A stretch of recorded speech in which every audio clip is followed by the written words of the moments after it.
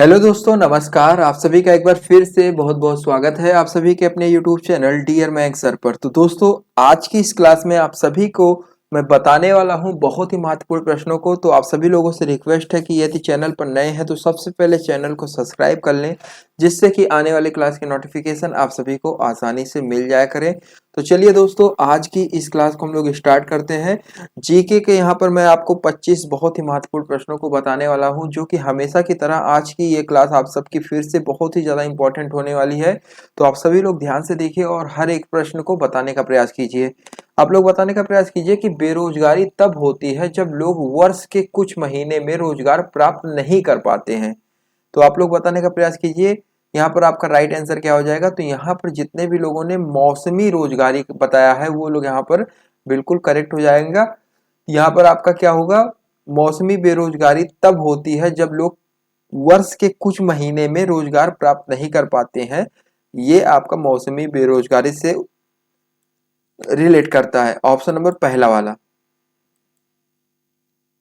देखिए दोस्तों, होता क्या है, जब लोग वर्ष के एक निश्चित समय में बेरोजगार होते हैं तो उसे हम लोग कहते हैं मौसमी बेरोजगारी। ठीक है। और ऐसा इसलिए होता है क्योंकि वे ऐसे उद्योग में कार्य करते हैं जहां उनकी आवश्यकता पूरे वर्ष के लिए नहीं होती है। ठीक है, जैसे पर्यटक स्थल हो गया, ठीक है, कृषि, निर्माण और फुटकर उद्योग, इन सब चीजों में आपके शामिल होते हैं। ठीक है। चलिए, अगला प्रश्न है, निम्नलिखित में से कौन भारतीय अर्थव्यवस्था में द्वितीय क्षेत्र के अंतर्गत आता है? आप लोग बताने का प्रयास कीजिए दोस्तों। आपका राइट आंसर जो है यहाँ पर क्या हो जाएगा? देखिए, यहाँ पर काफी सारे लोग बताना स्टार्ट कर दिए हैं। यहाँ पर जितने भी लोगों ने बताया है ऑप्शन नंबर पहले को, कपड़ा उद्योग। जी हाँ, कपड़ा उद्योग जो है ये आपका बिल्कुल करेक्ट हो जाएगा। अर्थव्यवस्था को तीन क्षेत्रों में डिवाइड किया गया है, प्रथम, द्वितीयक और तृतीयक, ये तीन क्षेत्र है। ठीक है। और आपका जो यहाँ पर द्वितीय क्षेत्र है उसमें आपका कपड़े का उद्योग है, ये शामिल होता है। ठीक है। तो आप सभी को बहुत ही ध्यान से देखना है, बहुत ही इंपॉर्टेंट है। चलिए, किस आर्थिक प्रणाली में उत्पादित वस्तुओं का विभिन्न व्यक्तियों के बीच वितरण उनकी आवश्यकताओं के अनुसार नहीं होता है, अपितु इन उनकी क्रय क्षमता के आधार पर होता है? पर ड्रीम, आप सभी लोग बताने का प्रयास कीजिए। आपका राइट आंसर यहाँ पर क्या हो जाएगा? आदर्श, रवि, सभी लोग बताने का प्रयास कीजिए। तो यहाँ पर जितने भी लोगों ने ऑप्शन नंबर तीसरे को बताया है, पूंजीवादी, वो लोग यहाँ पर बिल्कुल करेक्ट हो जाएंगे। एक पूंजीवादी आर्थिक प्रणाली में उत्पादित वस्तुओं को लोगों के मध्य उनकी आवश्यकताओं के आधार पर वितरित नहीं किया जाता, बल्कि जो है दोस्तों वस्तुओं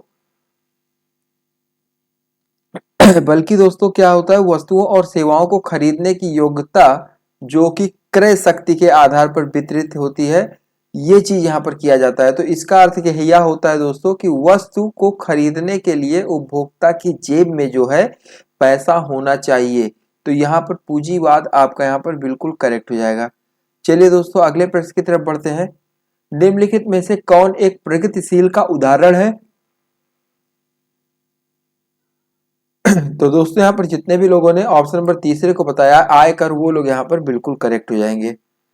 भारत में किस वर्ष में नई आर्थिक नीति की घोषणा की गई थी? तो दोस्तों, आप सभी का राइट आंसर यहाँ पर क्या हो जाएगा? तो ध्यान से देख लीजिए।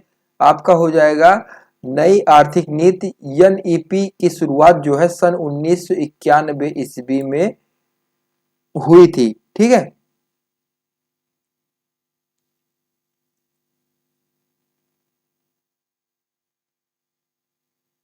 निम्नलिखित में से मानव द्वारा प्रेरित जलवायु परिवर्तन के कारण नष्ट होने वाली स्तनपायी प्रजाति कौन सी है?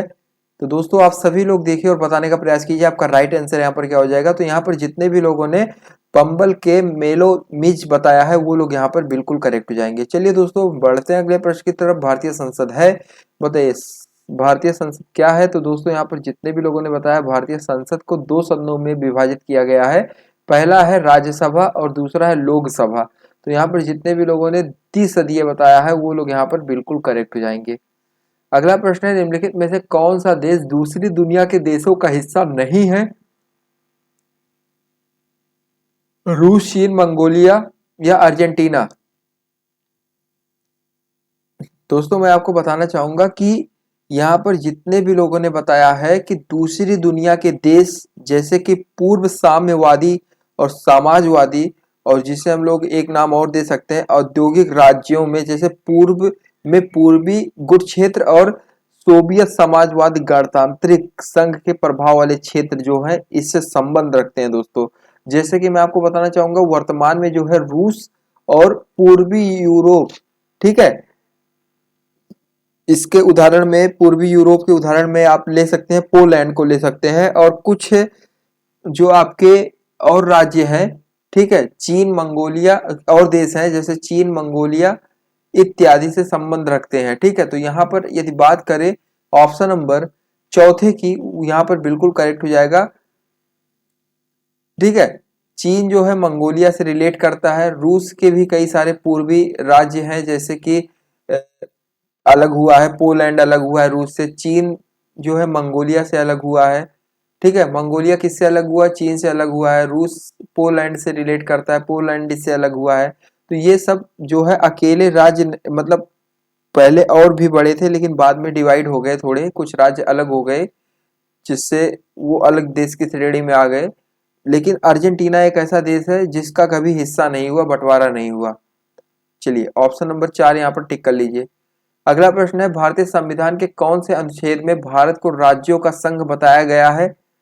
तो दोस्तों यहाँ पर जितने भी लोगों ने अनुच्छेद फर्स्ट को बताया है वो लोग यहाँ पर बिल्कुल करेक्ट हो जाएंगे। किस संवैधानिक संशोधन में भारतीय संविधान के प्रस्तावना में समाजवाद तथा धर्म निरपेक्षता को जोड़ा गया था? तो दोस्तों यहाँ पर आप सभी लोग बताने का प्रयास कीजिए, आपका राइट आंसर जो है यहाँ पर क्या हो जाएगा। तो यहाँ पर जितने भी लोगों ने ऑप्शन नंबर दूसरे को बताया है 42वां संविधानिक संशोधन, वो लोग यहाँ पर बिल्कुल करेक्ट हो जाएंगे। अगला प्रश्न आप सभी लोग ध्यान से देखिए, बहुत ही इंपॉर्टेंट है। यहाँ पर आपको सही मिलान करना है। मार्क्सवादी सिद्धांत जो है वो आपका रिलेट किससे करेगा? तो दोस्तों आप सभी लोग बताने का प्रयास कीजिए, आपका राइट आंसर जो है यहाँ पर क्या हो जाएगा। तो यहाँ पर आपका जो राइट आंसर हो जाएगा ये रिलेट करेगा दोस्तों ऑप्शन नंबर सी से। ठीक है, मार्क्सवादी सिद्धांत जो है वर्ग संघर्ष, यहाँ पर आपका बिल्कुल करेक्ट है। यथार्थवादी सिद्धांत तो ये आपका रिलेट करेगा दूसरे से, ठीक है, सामने सामने दिया गया है। और ये आपका खेल सिद्धांत ये प्रतिफल से रिलेट करेगा।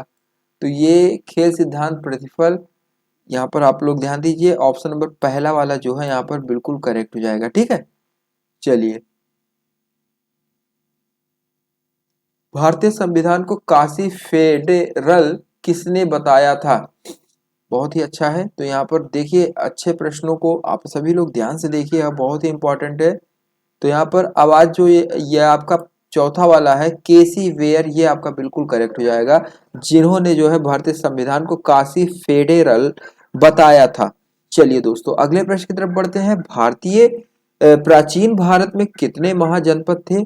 तो दोस्तों आप सभी लोग ध्यान से देखिए और बताने का प्रयास कीजिए, आपका राइट आंसर क्या हो जाएगा। तो यहाँ पर जितने भी लोगों ने बताया 16, वो लोग यहाँ पर बिल्कुल करेक्ट हो जाएंगे। महाजनपदों की बात करें तो 16 राजाओं और गणतंत्रों से संबंधित है जो भारत में बौद्ध धर्म के उदय से पूर्व और उसके दौरान 6ठी शताब्दी से जो है फैला हुआ है। ठीक है, तो यहाँ पर आपका बिल्कुल करेक्ट हो जाएगा ऑप्शन नंबर दूसरा वाला।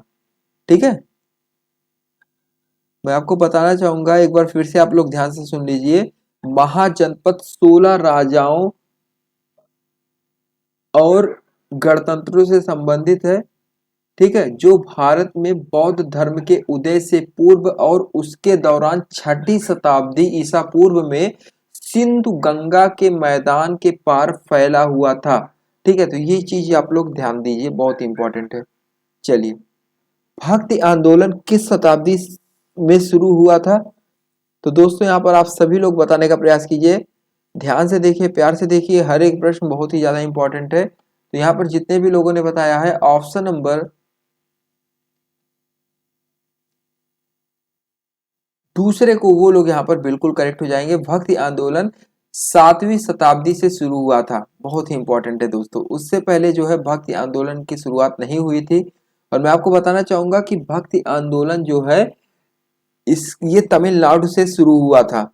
चलिए भारत में अगले प्रश्न की तरफ बढ़ते हैं, ध्यान से देखिए दोस्तों। अगला प्रश्न आप सभी के सामने आ चुका है। प्रसिद्ध यात्री मार्को पोलो किस देश का मूल निवासी था? तो दोस्तों बहुत ही इंपॉर्टेंट है, ध्यान से देखिए आपका राइट आंसर यहाँ पर क्या हो जाएगा। तो यहाँ पर जितने भी लोगों ने बताया है ऑप्शन नंबर दूसरे को इटली, वो लोग यहाँ पर बिल्कुल करेक्ट हो जाएंगे। बहुत ही आसान है और बहुत ही इंपॉर्टेंट है। मार्को पोलो आप लोगों ने नाम तो सुना ही होगा। चलिए अगले प्रश्न की तरफ बढ़ते हैं।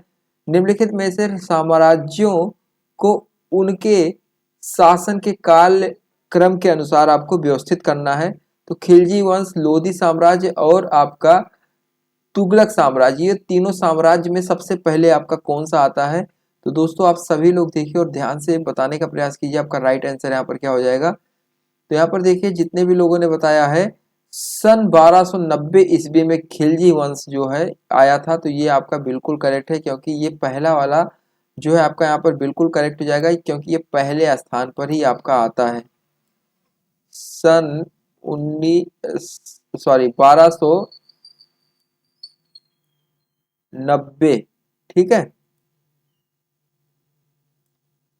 और बात करें दोस्तों लोधी साम्राज्य की, तो ये आपका आएगा सन